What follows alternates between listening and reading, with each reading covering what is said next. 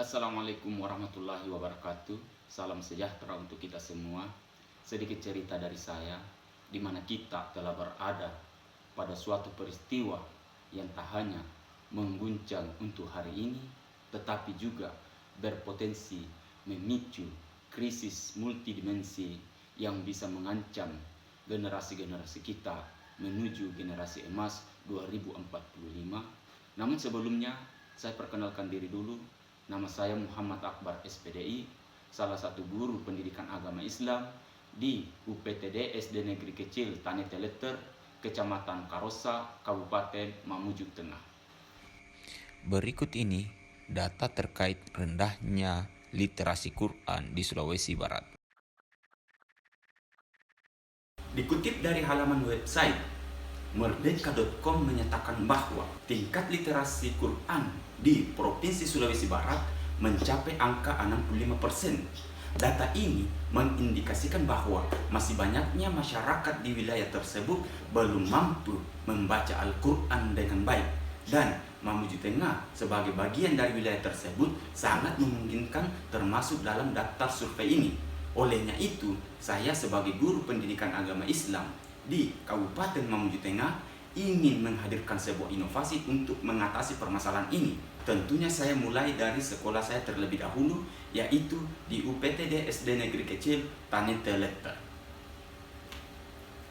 Hanya dengan satu barcode adalah kata yang pantas aku sematkan pada program ini. Barcode bukan hanya metode pembelajaran, tetapi juga memiliki fungsi lain untuk kepentingan sekolah. UPTD SD Negeri Kecil Tani Teleter merupakan salah satu sekolah yang terletak di area pegunungan dan termasuk salah satu sekolah yang berada di daerah pelosok di Kabupaten Mamuju Tengah, dengan kondisi sarana dan prasarana yang sangat terbatas serta jaringan internet yang belum memadai, menjadikan proses pembelajaran yang diterapkan di sekolah masih mengandalkan metode-metode konvensional.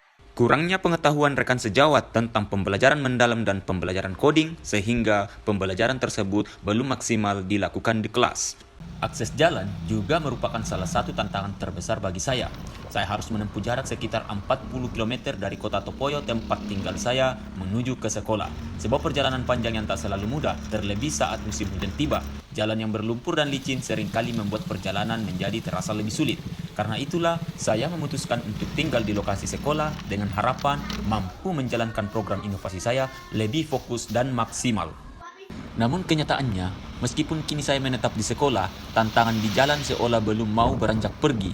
Ada kalanya malam menjemput saya di tengah perjalanan, hujan turun tanpa ampun, dan saya masih harus berjuang menembus gelap demi kembali setelah mengikuti pelatihan atau pertemuan komunitas guru yang dilakukan di kecamatan ataupun di kabupaten. Berikut ini adalah beberapa potongan video terkait tantangan-tantangan yang saya hadapi selama tinggal di sekolah. Ini merupakan potongan video ketika saya terjebak dalam perjalanan dalam kondisi hujan di malam hari, yang mana kita ketahui jalan menuju Tani Teleter masih melewati hutan belantara. Kondisi yang serupa juga terkadang saya rasakan di siang hari, di mana jalanan yang begitu licin dan susah untuk dilalui membuat kita harus menuntun motor untuk melewati jalanan tersebut.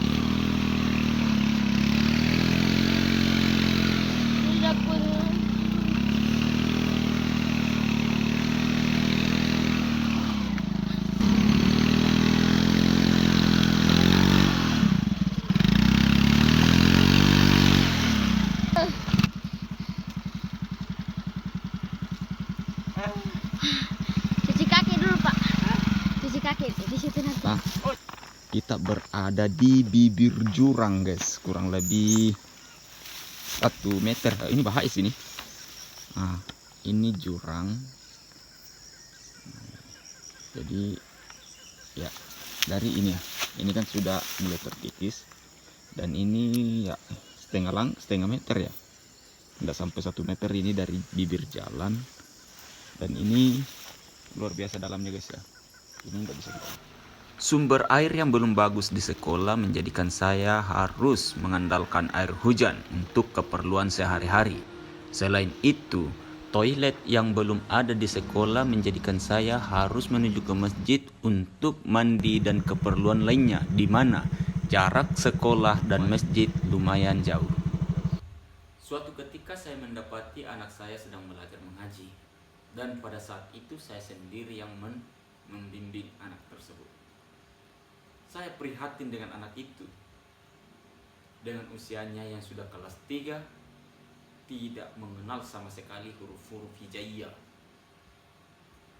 Dari sinilah saya menyimpulkan bahwa perjuangan ini belum maksimal berdampak pada peserta didik saya. Lanjut. Berikut ini contoh kasus yang terjadi di sekolah. Yang ini Pak. Ya. Yang ini apa ini Pak? Ih. Apa ini? A. Ah. Ini Ba. Kelas berapa Miki? 3. Ai, ini A.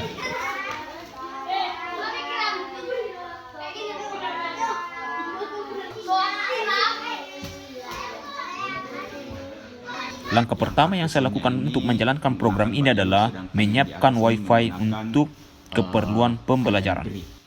Selanjutnya saya kemudian mendiseminasikan apa itu pembelajaran mendalam, pembelajaran coding, serta seperti apa program barcode ini ke depannya.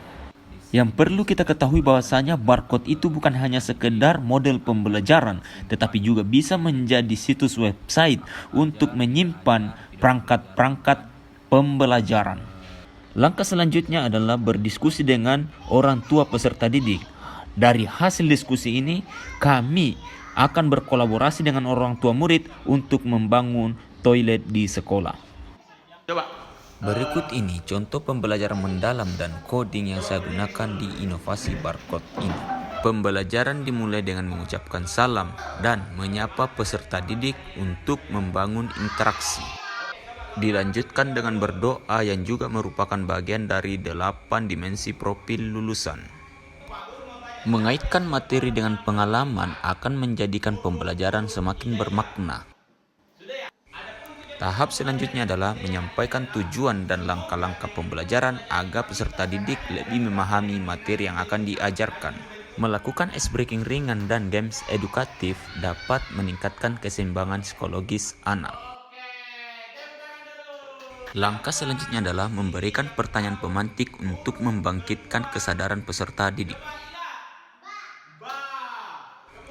Pada tahap ini merupakan inti kegiatan pembelajaran mendalam. Di tahap ini saya menjelaskan materi yang ada dalam video. Langkah selanjutnya adalah membimbing peserta didik untuk menyelesaikan tugas, di mana tugas harus diselesaikan dengan menggunakan metode atau cara pengodean, atau biasa dikenal dengan istilah coding, yang mana istilah ini merupakan inti dari inovasi saya. Semua. Coba selesai ya? Oke, coba kita lihat. Oke. Selanjutnya adalah satu persatu peserta didik mempresentasikan hasil karya yang telah mereka buat. Langkah selanjutnya adalah peserta didik mengerjakan soal LKPD berbasis teknologi menggunakan gawai yang mereka miliki. Langkah maka aku akan bertemu dengan huruf nomor 3. Ya, Nur Asifa sudah mulai mengejar. Apori juga mulai mengejar. Apa ini Pak Guru? Nggak tahu tadi. Saja. Betul. Benar ya? Ya Pak Guru. Selesai. Berapa salah? 2. 2 salah. Kita Lora berapa? 4. 4. Saya 100%. Oke, bos, coba aku lihat. Berarti benar semua. Langkah selanjutnya adalah peserta didik berlatih menulis huruf hijaiyah pada selembaran yang telah disediakan. Langkah selanjutnya adalah kegiatan refleksi, kemudian dilanjutkan dengan kegiatan penutup. Saya merasa sangat senang karena pelajaran hari ini saya sangat aktif. Oke. Demikianlah kegiatan saya seputar inovasi barcode yang telah saya lakukan di sekolah. Wassalam.